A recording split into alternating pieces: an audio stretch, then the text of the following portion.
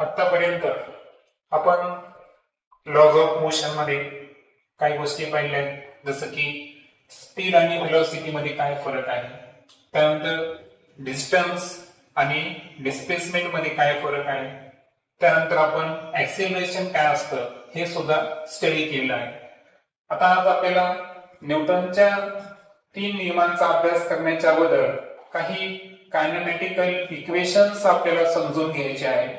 आता हे कायनेमॅटिकल इक्वेशन जे आहेत हे एकूण 3 पद्धतीचे आहेत. आता तुम्हाला काल आपण डिस्कस करताना ऍक्सिलरेशन संदर्भात आपण बोललो होतो आणि ऍक्सिलरेशन जे आहे तर त्याला आपल्याला जर सिम्पली डिफाइन करायचं असेल तर ऍक्सिलरेशन काय असतं, change in velocity upon time. आता एक लक्षात घ्या, आपण काही गोष्टीसाठी रेफरन्स यूज करणार आहे. जसं की समजा पार्टिकल ए पोझिशन पासून बी पोझिशन पर्यंत काय केलं, पार्टिकलनं ट्रॅव्हलिंग केली. म्हणजे पार्टिकल सुरू कुठं झाला, एक ऑब्जेक्ट आहे समजा, ऑब्जेक्ट स्टार्ट झाला ए पॉइंट.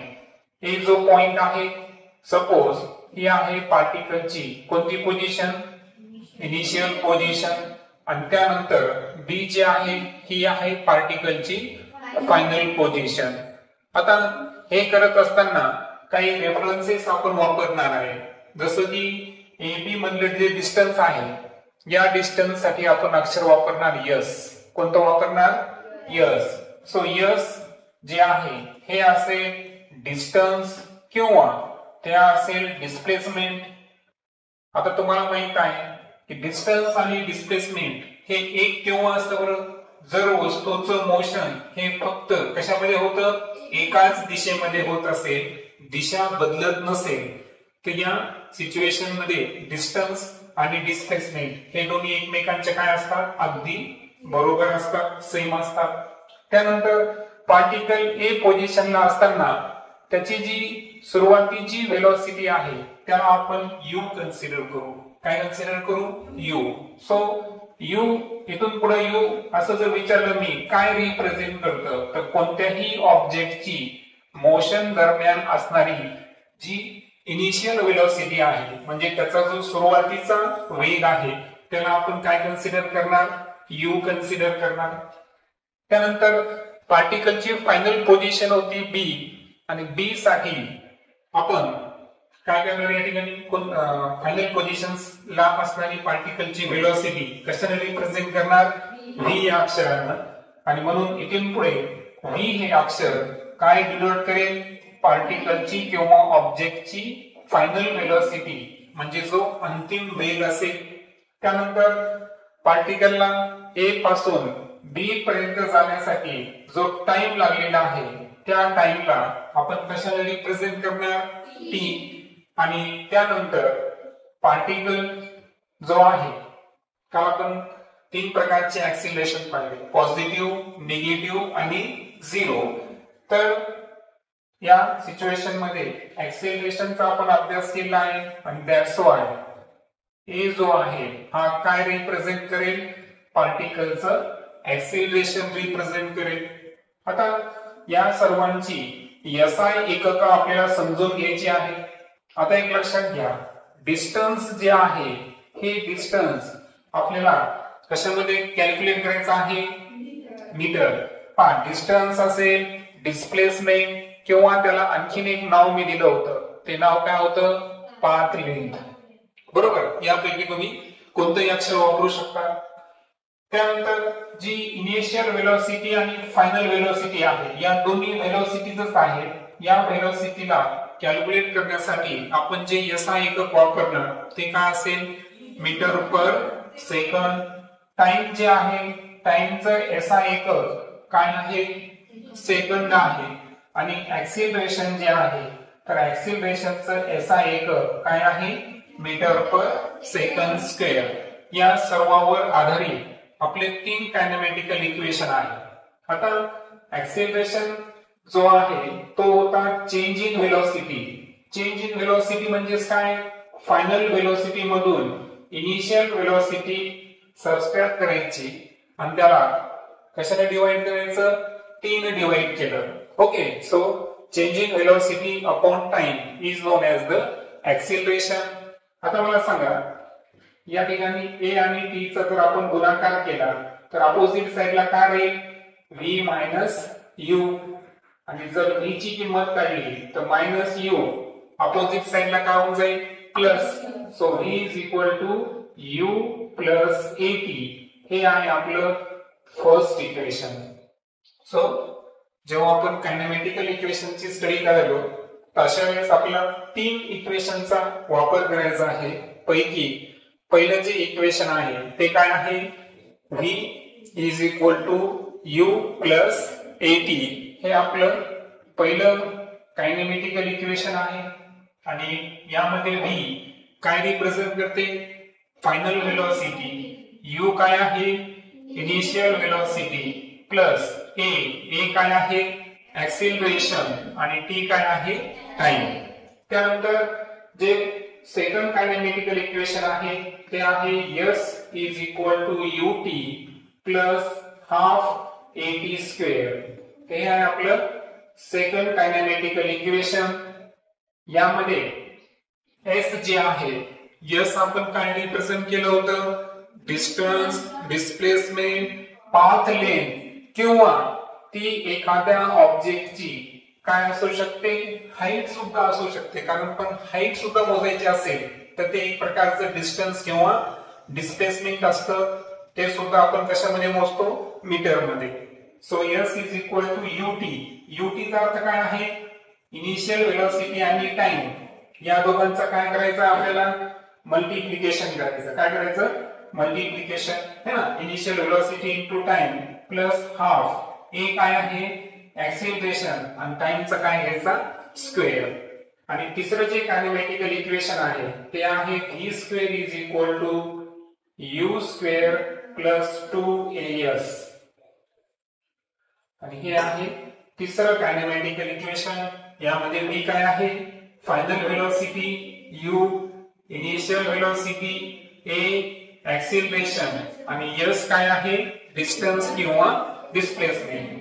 आता तुम्ही म्हणणार की तुम्ही हाईट हा शब्द का वापरला कायनेमॅटिकल इक्वेशन्स मध्ये? तर ते मी एकदा क्लिअर करतो. आता याबद्दल मी आपण बऱ्याच वेळेस डिस्कस केलं आहे की समजा हा पृथ्वीचा सरफेस आहे. काय आहे? अर्थचा surface. Okay. So surface of earth. आता एक लक्षात ठेवायचं कधी पण की वस्तू जी आहे ना ही हॉरिझॉन्टल जात असेल. कशी जात असेल? हॉरिझॉन्टल. हॉरिझॉन्टल म्हणजे पृथ्वीवर ती ए पॉइंट वरून कुठपर्यंत चालली? बी पॉइंट. ओके. सरळ दिशेने ट्रॅव्हल करेल हॉरिझॉन्टल डायरेक्शन मध्ये. तर यावेळेस त्याचं जे ऍक्सिलरेशन असतं हे ऍक्सिलरेशन आपण कशाने रिप्रेझेंट करतो?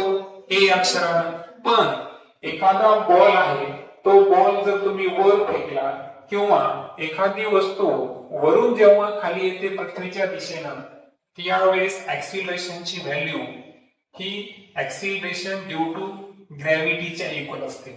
याबद्दल आपण पाहिलं पहा की ऍक्सिलरेशन ड्यू टू ग्रॅव्हिटीची व्हॅल्यू किती असते? 9.8 मीटर पर सेकंड स्क्वेअर. हे पृथ्वीचं गुरुत्वीय त्वरण आहे ज्याला आपण ऍक्सिलरेशन ड्यू टू ग्रॅव्हिटी म्हणतो. आता आपल्याकडे 2 केसेस आहे. एक केस अशी आहे की एखादा ऑब्जेक्ट कोणत्या डायरेक्शनने चालला? अपवर्ड. अपवर्ड म्हणजे काय? पृथ्वीच्या पृष्ठभागाच्या विरुद्ध दिशेने चालला, तो वर चालला. आणि दुसरा सिच्युएशन जर पाहिला आपण तर दुसऱ्या सिच्युएशन मध्ये एक ऑब्जेक्ट कसा यायला? डाऊनवर्ड म्हणजे पृथ्वीच्या पृष्ठभागाच्या दिशेने यायला. आता वस्तूच्या पृथ्वीच्या वर जात असेल किंवा खाली जात असेल तर या दोन्ही वेळेस त्याच्यावर कोणतं बल कार्य करतं? गुरुत्वीय बल. बरोबर आहे का? पृथ्वी आपण म्हणजे वस्तू वर फेकायला पाहिजे, वस्तू खाली येते काय? फक्त होतं काय की गुरुत्वीय बलामुळे जशी जशी वस्तू वर जाते तशी तिची स्पीड किंवा व्हेलॉसिटी ही काय होत जाते? बरं, डिक्रीज. काय होत जाते? डिक्रीज. आणि जेव्हा वस्तू पृथ्वीच्या दिशेने येते तर अशा वेळेस तिची जी व्हेलॉसिटी आहे ही व्हेलॉसिटी टप्प्याटप्प्यानं काय होत जाते, इन्क्रीज होत जाते. सो लक्षात आलं असेल तुमच्या की अबो है ना, अर्थच्या सरफेसच्या अबो जर एखादी वस्तू वर जात असेल अशा वेळेस सायमल्टेनियसली व्हेलॉसिटी काय होते, डिक्रीज. पृथ्वीच्या पृष्ठभागाच्या दिशेने येताना व्हेलॉसिटी काय होते, इन्क्रीज. मग व्हेलॉसिटी इन्क्रीज होणे किंवा डिक्रीज होणे हा फेनॉमेना कोणता आहे, ऍक्सिलरेशन. काल आपण पाहिलं होतं की व्हेलॉसिटी इन्क्रीज होत असेल तर ऍक्सिलरेशन कसं असतं बरं, पॉझिटिव्ह. आणि जर व्हेलॉसिटी डिक्रीज होत असेल तर ऍक्सिलरेशन काय असतं, निगेटिव्ह. आता जेव्हा आपण अर्थच्या विरुद्ध दिशेला चाललो त्याच्या वेळेस ऍक्सिलरेशन कमी पॉझिटिव्ह असेल का निगेटिव्ह असेल, व्हेलॉसिटी काय होईल, डिक्रीज. म्हणून लक्षात ठेवायचं की ऍक्सिलरेशन ड्यू टू ग्रॅव्हिटीची व्हॅल्यू काय घ्यायची, मायनस जी. काय घ्यायचं, मायनस जी. कारण वस्तू जी आहे ही पृथ्वीच्या पृष्ठभागाच्या वर चालली म्हणजे आपण गुरुत्वीय बलाच्या विरुद्ध दिशेने कार्य करायलो. वर जाताना वस्तूची व्हेलॉसिटी काय होत जाणार, डिक्रीज. आणि त्यामुळे ऍक्सिलरेशन ड्यू टू ग्रॅव्हिटीची व्हॅल्यू कशी घेतली आपण, निगेटिव्ह. म्हणून लक्षात घ्या वस्तू वर जात असेल तर ए ची व्हॅल्यू काय घेणार तुम्ही, मायनस जी. आता जी ची व्हॅल्यू जरी 9.8 असेल तर काय होतं, गणित करताना थोडंसं कॅल्क्युलेशनला अडचण येते. म्हणून त्याची अप्रॉक्सिमेट व्हॅल्यू जी आहे ना ती घ्यायची 10. किती घ्यायची, 10. 9 न घेता जेव्हा तुम्ही गणित करणार याच्यात, जसं तुम्हाला सूत्र दिल्यावर तुम्ही गणित करताना तसं फिजिक्स मध्ये भौतिकशास्त्रामध्ये काही उदाहरणं सोडवायची तुम्हाला. आणि ते सोडवत असताना 9.8 च्या ऐवजी एक अप्रॉक्सिमेटली जवळपासची मोठी संख्या कोणती घेतली आपण, 10. आता हे झालं. मला सांगा वस्तू टॉप टू बॉटम येत असताना व्हेलॉसिटी काय झाली बरं, इन्क्रीज. सो ऍक्सिलरेशन कसा असेल, पॉझिटिव्ह. कसा असेल, पॉझिटिव्ह. सो ऍक्सिलरेशन जे आहे हे ऍक्सिलरेशन ड्यू टू ग्रॅव्हिटीची व्हॅल्यू असेल पण ती व्हॅल्यू आपल्याला कशी घ्यायची आहे, पॉझिटिव्ह घ्यायची आहे. लक्षात आलं. आता या संदर्भात काही आणखी एक ऍडिशनल इन्फॉर्मेशन देतो मी तुम्हाला की जसं की तुम्हाला माहित आहे की स्पीड किंवा व्हेलॉसिटी जी आहे तर हे आपण या अगोदर पण पाहिलं जसं की 36 किलोमीटर पर आवर अशी स्पीड दिलेली आहे तुम्हाला, अशी स्पीड दिलेली आहे. तर याचं कन्वर्जन करताना काय सांगितलं मी तुम्हाला, कशानं, 5/18 तुम्हाला काय करायचं आहे, डिवाइड करायचं आहे. मग ते उत्तर कशामध्ये येतं, मीटर पर सेकंद. हे आपण काय केलं, कारण प्रॉब्लेम सोडवत असताना सर्व एकक आपल्याला कशामध्ये घ्यायचे आहे, एसआय युनिट मध्ये घ्यायचं आहे. जसं की तुम्हाला एखादं अंतर असेल, अंतर दिलं तुम्हाला 2 किलोमीटर, हाईट दिली, हाईट साठी काय वापरलं आपण, यस. मग आता मला सांगा किलोमीटर हे एसआय एकक आहे का, नाही. त्याचं मीटर मध्ये रूपांतर करताना 1000 न काय करावं लागेल, मल्टिप्लाय. सो त्या ठिकाणी किती लिहिणार तुम्ही, 2000 मीटर. पण तुम्हाला एक टेक्निक सांगितलेली काय, की याला आपण 2 इंटू किती झिरो त्याच्यामध्ये 3, मग 10⁻³ असं पण तुम्हाला युनिट कन्वर्जन करता येते. हे लक्षात. अशा पद्धतीने टाइम आहे, समजा टाइम दिला तुम्हाला हाफ मिनिट, शब्द नाम वापरलेला आहे हाफ मिनिट. किंवा आता हाफ मिनिटचं कन्वर्जन करू आपण. हाफ मिनिट म्हणजे सांगा किती सेकंद असतात, 30 सेकंद. अर्धा मिनिट म्हणजे 1 मिनिट किती सेकंद असतो, 60 सेकंदाचा. आणि हाफ मिनिट असेल तर किती घेणार तुम्ही, 30 सेकंद. जर तुम्हाला दिलं टाइम 3 आवर, किती दिला टाइम, 3 आवर. आता हवर हे एकक आहे का, नाही. सेकंदामध्ये रूपांतर करायचं असेल तर सांगा कशाने मल्टिप्लाय करू आपण, एका सेकंदात एका तासामध्ये किती सेकंद असतात, 3600. आणि सो याला जर मल्टिप्लाय केलं तुम्ही तर हे होतं 10,800 सेकंद. आता हे जे आहे ना याला आणखी वेगळ्या पद्धतीने पण लिहिता येतं पहा. कसं, आता याच्यात पाहतो तुम्ही काळजीपूर्वक बघा, 1 2 3 4 चार स्थळ आहेत, पाचवं स्थळ काय आहे 1. सो तुम्ही इथं 1.08 इंटू पाहता आणि 1 च्या नंतर आपण दशांश चिन्ह दिला, त्यानंतर 0.8 लिहिले, त्यानंतर किती संख्या शिल्लक राहिली आपल्याकडे 4. मग इथं 10⁴ सेकंद असं सुद्धा तुम्हाला SI कन्वर्ट करायचं आहे. लक्षात आलं का? कारण जेव्हा तुम्ही 10,800 घेता ना तेव्हा कॅल्क्युलेशनला टफ जातं. आलं लक्षात? मग हे टफ जाऊ नये. जसं की एखादी संख्या आहे पहा, जसं की पृथ्वीची रेडियस आहे पहा, रेडियस कोणाची रेडियस गेलो मी अर्थची रेडियस आहे 6400 किलोमीटर. मग आता मला सांगा 6400 किलोमीटर मीटरचे रूपांतर केलं आपण तर किती गुणावं लागतं 1000. मग आता हा मल्टिप्लिकेशन केला तर 64 च्या समोर 64 च्या समोर किती झिरो आले बरं 5 झिरो आले. मग हे असं आपण घ्यायचं का नाही, तर या ऐवजी काय करायचं पहा, 6 च्या नंतर दशांश चिन्ह द्यायचा 6.4, नंतर संख्या बघा 1 2 3 4 5 6 तर आपण ड्रॉप केले, म्हणून अर्थची जी रेडियस आहे ती काय असेल 6.4 इंटू 10⁶ मीटर. आलं लक्षात?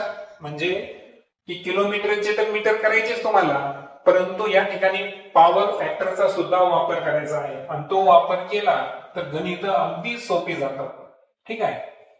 आता आणखीन काही केसेस आपण पाहू. पहा आता ही बॉलची ए पोझिशन आहे आणि त्यानंतर बॉलची ही बी फायनल पोझिशन आहे. आता पहा इथं जो बॉल होता ना हा सुरुवातीला इथून आपण ए पॉइंट वरून काय केला बरं रिलीज केला. रिलीज केला म्हणजे काय सोडून दिला. रिलीज केला म्हणजे काय केला आपण सोडून दिला. त्याला थ्रो केला का आपण नाही. मग मला सांगा हा पेन आहे, या पेनला मी जर सोडून दिलं तर या पेनला इनिशियल व्हेलॉसिटी होती का नाही. म्हणजे एखादी वस्तू जेव्हा आपण रिलीज करतो सोडून देतो तर याचा अर्थ त्याची सुरुवातीची पोझिशन जी आहे ही कोणती पोझिशन आहे रेस्ट पोझिशन. आणि रेस्ट पोझिशनला जर असेल तर अशा वेळेस इनिशियल व्हेलॉसिटी काय घ्यायची 0. म्हणून लक्षात घ्या जेव्हा ही वस्तू एका विशिष्ट हाईट पासून ओके समजा इथं हाईट आहे 10 मीटर तर ए पॉइंट पासून हा बॉल बी पॉइंट पर्यंत यायला, परंतु त्याची सुरुवातीची जी व्हेलॉसिटी आहे इनिशियल व्हेलॉसिटी ही काय होती 0.